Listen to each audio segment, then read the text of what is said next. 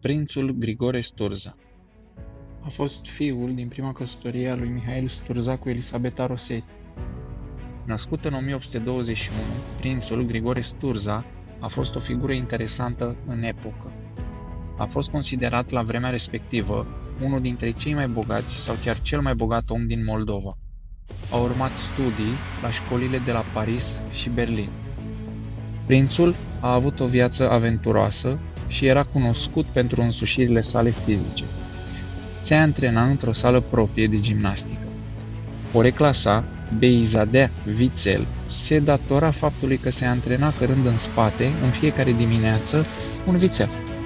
Sensibil la farmecele femeilor, prințul a fost căsătorit de 3 ori și a avut nenumărate alte legături.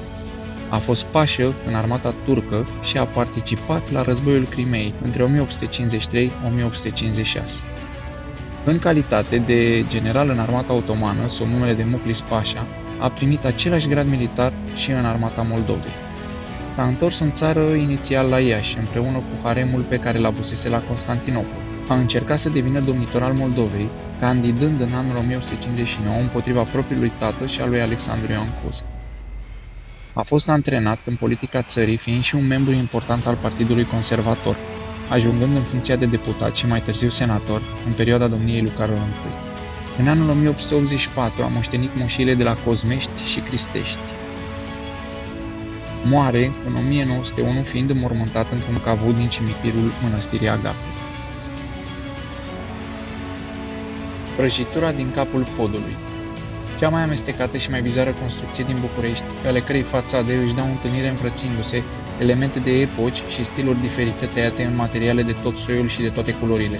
Așa a fost descris de arhitectul Grigore Ionescu Palatul Sturza, una dintre cele mai impresionante și grandioase reședințe private din câte a avut Bucureștiul la începutul secolului 20.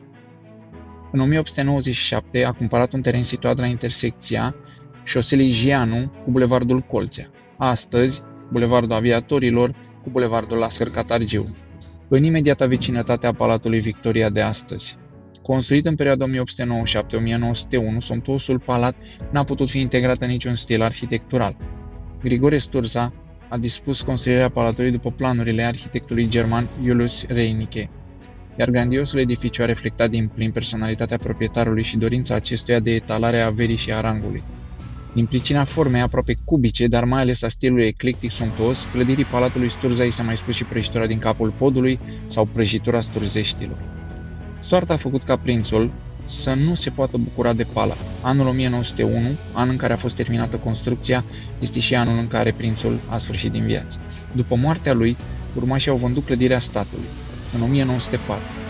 Până în 1945, palatul a funcționat ca sediu pentru Ministerul de Externe, dar a fost puternic deteriorat în perioada celui de-al doilea război mondial și a fost demolat în anul 1946.